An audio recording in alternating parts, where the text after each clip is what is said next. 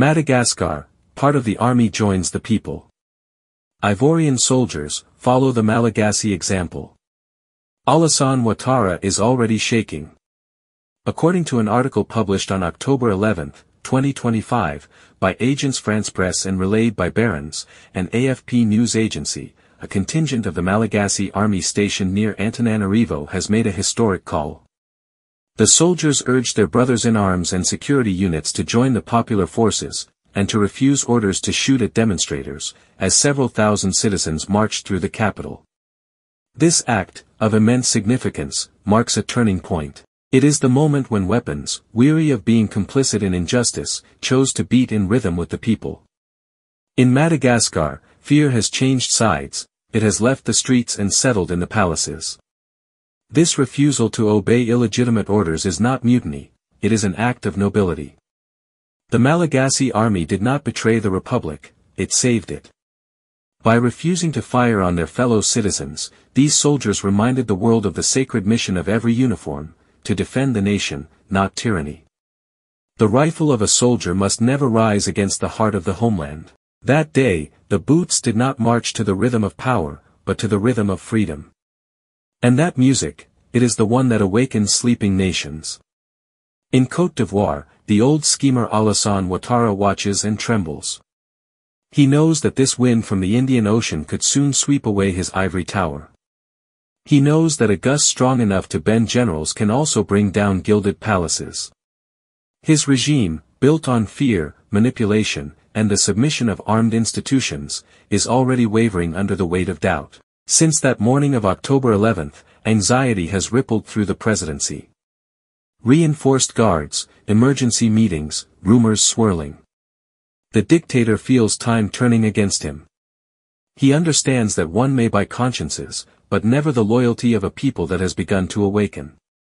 For beneath Ivorian uniforms beat the hearts of men, sons of the people, not palace automatons. Soldiers who have seen misery in their mothers' eyes, who have borne hunger and injustice on their shoulders. They too know that their duty is not to protect the privileges of a stubborn old man, but to defend the children of the nation. They look toward Madagascar and ask themselves, why not us? Those soldiers dared. They said no. They showed that a soldier remains a man as long as he has the courage to refuse shame. Ivorian soldiers, listen to the voice of dignity. You did not swear an oath to a man, but to the republic. Your uniform is not a chain, it is a flag. Look at history, in Burkina Faso in 2014, in Sudan in 2019, and now in Madagascar, everywhere, the people triumphed when their armies rediscovered their souls. The honor of a soldier is not measured by his pay, but by his ability to say no to injustice. When the army stays silent before crime, the homeland weeps. But when it rises with the people, the nation is reborn. And you, people of Côte d'Ivoire, do not wait for your deliverance from others. Courage is contagious, but it needs a spark to ignite. Let every neighborhood, every village, every family carry the flame. Rise up, speak, march, shout. For a standing people makes the cannons tremble. The strength of a people does not lie in its weapons, but in its unity. And when the people rise, the army listens. When the people persist, the army obeys truth. It is the alliance of the people and the army that shatters the chains of nations. Madagascar has opened the way. It is now Côte d'Ivoire's turn to write its own page of history. Tyrants always believe that fear belongs to them. But fear has limits. Today, Madagascar gives the lesson. Tomorrow, it will be Abidjan, Bouki, Daloha, Korogo. Ivorian soldiers, do not let your uniforms become symbols of submission. Make them the banners of freedom. And you, people of Côte d'Ivoire, be not afraid. For a people that no longer fears becomes invincible. We must lift our eyes to a nobler destiny, and mold our souls to the music of freedom. Said Claude McKay. Yes, Alassane Ouattara is already trembling. And he is right to tremble. For once freedom awakens, it never surrenders again. Citoyens, citoyennes, Citizens, our country has reached a very important crossroads in its life. We have the choice between enduring tyranny or breaking its yoke. Before delivering my message, I would like to thank those responsible for the Common Front, thanks to whom a powerful and effective instrument of struggle was born. And thanks to their patriotism and wisdom, we now have the Common Front.